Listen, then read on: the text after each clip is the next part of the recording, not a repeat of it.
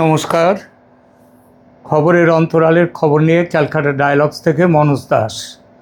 গত 48 ঘন্টায় ওয়াশিংটন থেকে এমন কিছু খবর আসছে যা পুরো বিশ্বের ভূ রাজনীতিকে ওলটপালট করে দিয়েছে।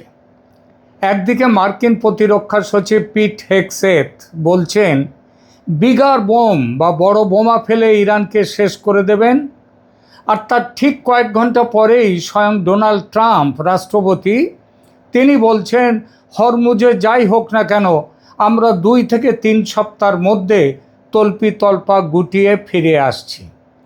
ট্রাম্প তার ট্রুথ সোশ্যাল মাধ্যমে একটা রীতিমতো লম্বা পোস্ট দিয়েছেন। এছাড়াও তিনি কি বলেছেন সেখানে শুনুন। তিনি প্রস্থানের একটা সময়সীমা দিয়েছেন। ট্রাম্প খুব স্পষ্ট করে বলেছেন যে আমেরিকা আর এই যুদ্ধ টেনে নিতে চায় না, আমরা খুব শীঘ্রই ইরান থেকে বেরিয়ে আসব। তিনি নির্দিষ্ট করে 2 থেকে 3 সপ্তাহ সময়ের কথা বা তার কিছু বেশি উল্লেখ করেছেন। তার মতে আমেরিকার কাজ শেষ হয়ে গেছে, আর থাকার দরকার নেই। কাজগুলো কি?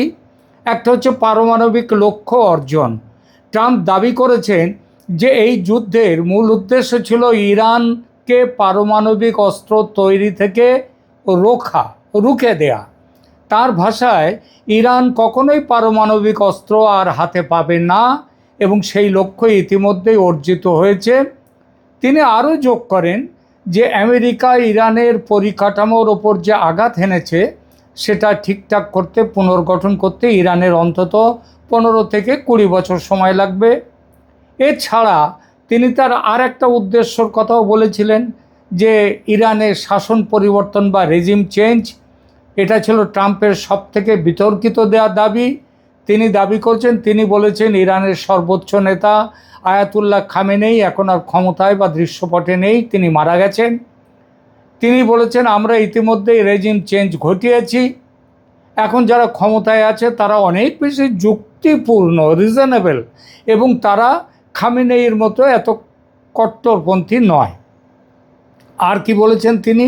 হরমুজ প্রণালী নিয়ে কথা বলেছেন। হরমুজ প্রণালী নিয়ে আমেরিকার দীর্ঘদিনের যে মাথা ব্যথা ছিল তা থেকে তিনি হাত ধুয়ে ফেলতে চেয়েছেন। তিনি বলেছেন যদি ফ্রান্স বা অন্য কোনো দেশ সেখান থেকে তেল বা গ্যাস নিতে চায় তারা নিজেরা গিয়ে নিয়ে আসুক, এটা তাদের নিজেদের দায়িত্ব, তারা নিজেদের সুরক্ষা নিজেরাই দেখে নিক। এটা বলেছেন। আমেরিকা আর সেখানে পাহারা দেওয়ার কোনো আমেরিকার দরকার নেই, আমেরিকা পাহারা দেবে না। তবে সেই যে কথায় আছে না, ভাঙবে তবু মচকাবে না, সেটাও আছে ট্রাম্প সাহেবের। ট্রাম্প দাবি করেছেন যে ইরান এখন প্রচণ্ড চাপের মুখে আছে এবং তারা একটা চুক্তির জন্য ভিক্ষে করছে আমেরিকার কাছে। যদিও পৃথিবীর মানুষ দেখছে উল্টো ব্যাপার, আমেরিকা ভিক্ষে করছে। তিনি বলেছেন, ট্রাম্প আরও বলেছেন, তারা যদি আলোচনার টেবিলে আসে তবে ভালো, আর যদি না আসে তবে কিছু যায় আসে না, কারণ আমরা আমাদের কাজ সব শেষ করে ফেলেছি, এবার চলে যাব। তিনি ইঙ্গিত দিয়েছেন যে তিনি কোনো আনুষ্ঠানিক চুক্তির জন্যও আর অপেক্ষা করবেন না। ওই যে 15 শর্ত পাঠিয়েছিলেন ওসব শর্ত তিনি ভুলে গেছেন, বরং মার্কিন সৈন্যদের ঘরে ফিরিয়ে আনাই এখন তার অগ্রাধিকার। কি বুঝলেন?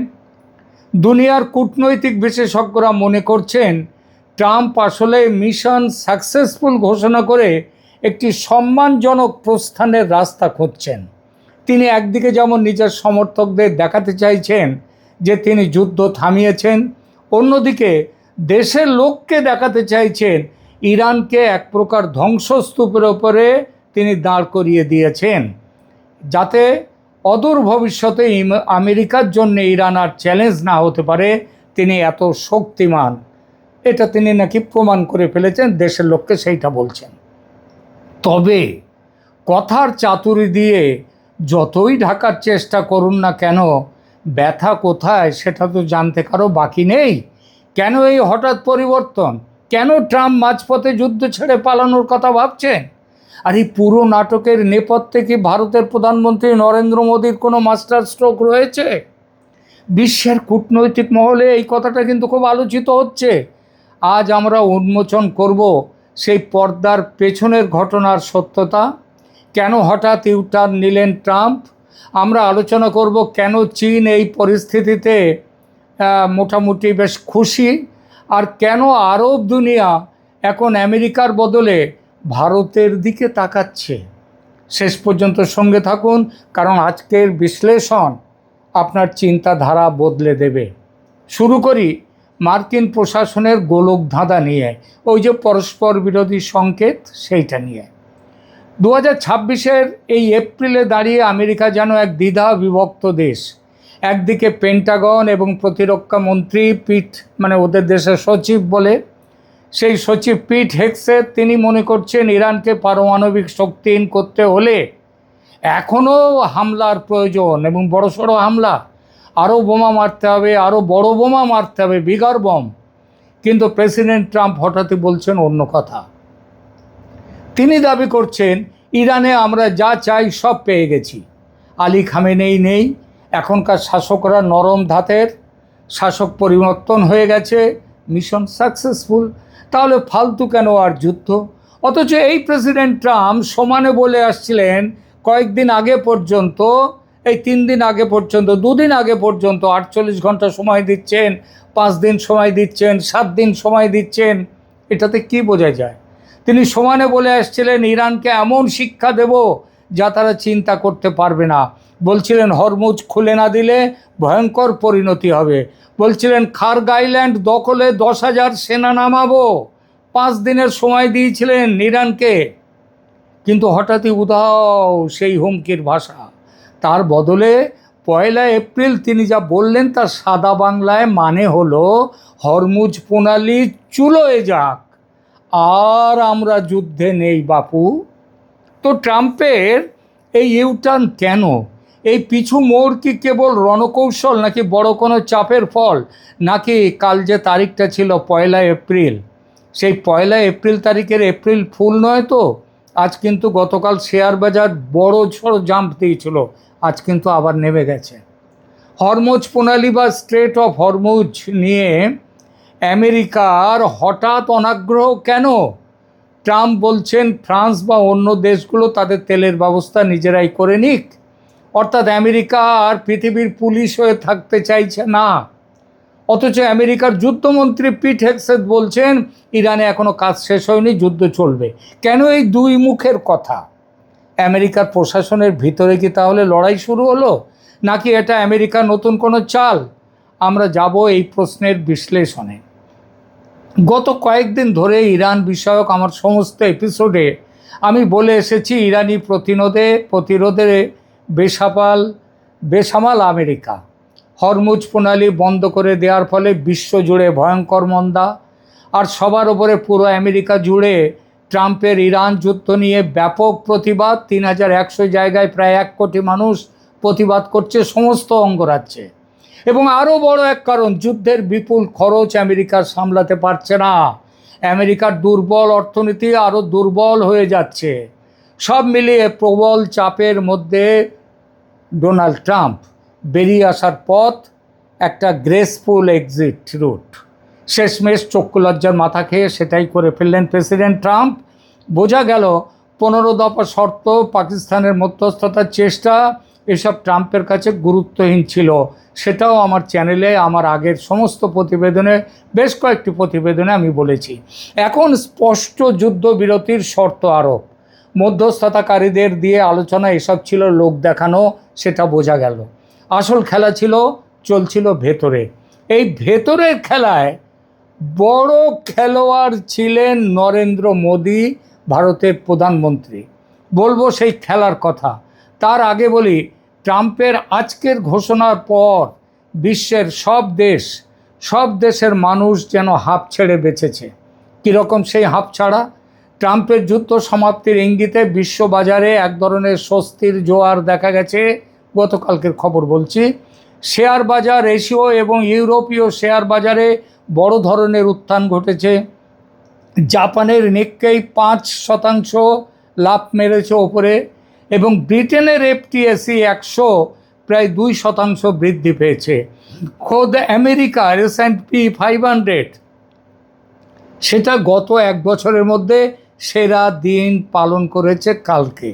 এতটাই উছাল বিশ্বজুড়ে শেয়ার বাজারে। ওদিকে যুদ্ধের অবসান হতে পারে এমন আশায় অপরিশোধিত তেলের দাম, খনিজ তেলের, কাঁচা তেলের দাম ব্যারেল প্রতি $100 নিচে নেমে গেছে। এই সব ঘটনা বুঝিয়ে দেয় সারা বিশ্ব চাইছে এই যুদ্ধ বন্ধ হোক। আবার সব কিছুর একটা অন্য দিকও থাকে। একদিকে সারা বিশ্ব হাঁপ ছেড়ে বাঁচছে, আবার অন্যদিকে আছে আমেরিকার মিত্র দেশগুলো, আরবে যারা আছে তাদের মধ্যে চরম আতঙ্ক। তাদের অবস্থা বলিউডের সেই সিনেমার মতো, কবি খুশি কবি গম। খুশি এই জন্যে যে যুদ্ধ থেমে গেলে যে তেল তাদের বেঁচে থাকার রসদ, সেই তেলের ডিপোতে আর ইরানি বোমা পড়বে না। আর গম বা দুঃখ এই জন্য যে ইরান আগের তুলনায় এখন অনেক অনেক বেশি, বহুগুণ বেশি শক্তিশালী ও বিপজ্জনক হয়ে উঠবে। মধ্যপ্রাচ্যের অলিখিত সম্রাট হয়ে গেল ইরান। আরও বড় কথা, ইরান হচ্ছে শিয়াদের দেশ, আর মধ্যপ্রাচ্যের বেশির সমস্ত বাকি সব দেশ প্রায় একাত্তে ছোটোখাটো ছাড়া, লেবাননে সেখানে শিয়ারা আছে, তো এরা ছাড়া বাকিরা অলিখিত সম্রাট, তারা হচ্ছে সুন্নিদের দেশ। বাহরিন আবার উল্টো ব্যাপার, বাহরিনের যে শাসক তিনি সুন্নি, কিন্তু বাহরিনের বেশিরভাগ জনতা তারা হচ্ছে শিয়া। সুতরাং আমেরিকা যদি হঠাৎ যুদ্ধ অর্ধেক রেখে চলে যায়, তবে শিয়াদের বলবোলাও শুরু হবে। আর শিয়াদের সম্পর্কে সুন্নিরা আগে কি বলতো জানেন? সুন্নিরা আগে বলতো শিয়াদের ঘরের ভাত খাবো না, থুতু দিত। শিয়াদের ঘরের খাবার পর্যন্ত তারা খেত না, এতই ছিল।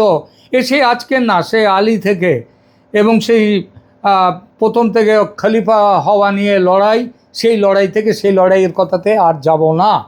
সুতরাং আমেরিকা যদি হঠাৎ যুদ্ধ অর্ধেক রেখে চলে যায়, তবে এতে ইরানের মর্যাদা মুসলিম বিশ্বে অনেক বেড়ে যাবে। কারণ তারা সরাসরি বলবে আমেরিকাকে আমরাই পালাতে বাধ্য করেছি। আরব দেশগুলো তাই চায় আমেরিকা যে লড়াই শুরু করেছে তা যেন শেষ করে তবে দেশে ফিরে যায়। আরব দেশগুলোর ভয় যে অমূলক নয়, তার প্রমাণ ট্রাম্পের এই নতুন ঘোষণার প্রায় সঙ্গে সঙ্গেই দেখা গেছে। আমেরিকা যখন চলে যাওয়ার কথা বলছে যুদ্ধক্ষেত্র ছেড়ে, তখন ইরানের প্রেসিডেন্ট মাসুদ পেজেশকিয়ান এবং পররাষ্ট্রমন্ত্রী আব্বাস আরাগচি তারা তেহরানের রাস্তায় সাধারণ মানুষের সাথে মিশে উল্লাস করতে দেখা গেছে। এটিকে আমেরিকার প্রতি এক ধরনের অবজ্ঞার প্রদর্শন হিসেবে দেখা যেতেই পারে। তেহরানের রাস্তার সেই ছবি যেন বলছে আমেরিকাকে, দেখ থোড়াই কেয়ার করি তোদের। আমেরিকার এই পরস্পর বিরোধী সংকেত বিশ্বজুড়ে এবং বিশেষ করে মধ্যপ্রাচ্যে এক চরম অস্থিরতা ও মিশ্র প্রতিক্রিয়ার সৃষ্টি করেছে। মূলত হোয়াইট হাউসের নীতি নির্ধারণী পর্যায় এবং সামরিক নেতৃত্বের মধ্যে মতের অমিল এই জন্যেই দেখা যাচ্ছে। এর একটা বিস্তারিত ব্যাখ্যা এইভাবে ধরা যায়, যেমন ধরুন, বিশ্ববাজার ইতিবাচক কিন্তু অস্থির প্রতিক্রিয়া ট্রাম্পের যুদ্ধ সমাপ্তির ইঙ্গিতে। বিশ্ববাজারে স্বস্তির জোয়ার দেখা গেছে, কিন্তু একই সঙ্গে আরব মিত্র দেশগুলোর মধ্যে শঙ্কা এবং অবিশ্বাস। উপসাগরীয় দেশগুলো যেমন সৌদি আরব, কাতার, সংযুক্ত আরব আমিরাত, এদের আমেরিকার এই অবস্থানে সবচেয়ে বেশি চিন্তিত। আরব দেশগুলো মনে করছে যে আমেরিকা লড়াই শুরু করে এখন মাঝপথে তাদের একা ফেলে চলে যাচ্ছে। এর ফলে তারা ইরানের মতো একটি আহত ও প্রতিশোধপরায়ণ শক্তির সামনে অরক্ষিত হয়ে পড়বে। এছাড়াও বাহরিনে, ওই যে বললাম, আরেক সমস্যা, বাহরিনের জনতার সংখ্যাগরিষ্ঠ অংশ শিয়া, অথচ শাসক সুন্নি। ইরানের মদতে সেখানে শিয়ার শাসকের বিরুদ্ধে জোরদার আন্দোলন চলবে এবার। আরও বড় কথা, ইরানে রাজতন্ত্র নেই, সেখানে ভোট হয়। 290 জন সংসদ, তাদের সংসদের নাম হচ্ছে মজলিস। সেই মজলিসে 290 জন সাংসদ আছে, 4 বছরের জন্য নির্বাচন, তাদের প্রেসিডেন্সিয়াল ফর্ম অফ গভর্নমেন্ট।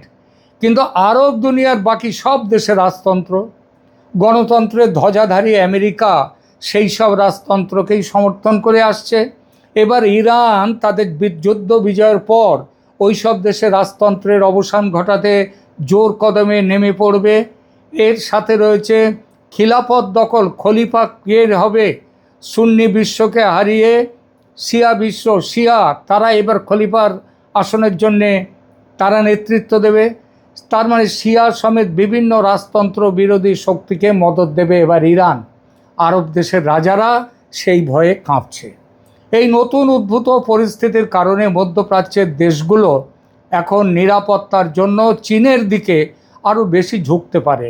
কারণ আমেরিকার ছত্রছায়া যে আদৌ নিরাপদ নয়, আর চীন রয়েছে ইরানের সাথে, ইরান যখন ওখানকার মাতব্বর হয়ে যাচ্ছে তখন এইবার চীন সেখানে এসে থাকবে। কিন্তু চীন যে আমেরিকার ছত্রছায়া যে আদৌ নিরাপদ নয়, এটা আরব দেশগুলো ঠেকে শিখলো এবার। কিন্তু চীন কিভাবে নিরাপত্তা দেবে তাদের? চীন তো সরাসরি ইরানের সঙ্গে। আর পরিস্থিতি যাই হোক, সমস্ত আরব দেশ চীনের কোলে চলে যাবে আর আমেরিকা বসে দেখবে, সে তো হতে পারে না। আর এখানেই জন্ম নিচ্ছে এক নতুন রাজনৈতিক সম্ভাবনা। সে সম্ভাবনার কেন্দ্রে আছে ভারত। ভারত কিন্তু পর্দার আড়ালে তার খেলা শুরু করে দিয়েছে প্রথম থেকেই। সেই খেলার প্রথম সফলতা দেখা গিয়েছিল যখন হরমুজ প্রণালী থেকে ভারতের তেল ও গ্যাস বোঝাই জাহাজ ছাড়পত্র পেল যাওয়া আসার। আর এখন তো ভারতের জাহাজকে অবাধ ছাড় দিয়ে দিয়েছে ইরান। ইরানের সঙ্গে ভারতের এতটাই ভালো সম্পর্ক। অন্যদিকে ভারতের খারাপ সম্পর্ক নয় আমেরিকার সঙ্গেও, সেখানেও কাজ চালানোর মতো এবং ভালো সম্পর্ক। আর সেই সম্পর্কের কথা মাথায় রেখে কূটনৈতিক মহলে এখন সবথেকে বড় গুঞ্জন ট্রাম্পের এই যে ডিগবাজি খাওয়া, এর পেছনে ভারতের ভূমিকা কতটা।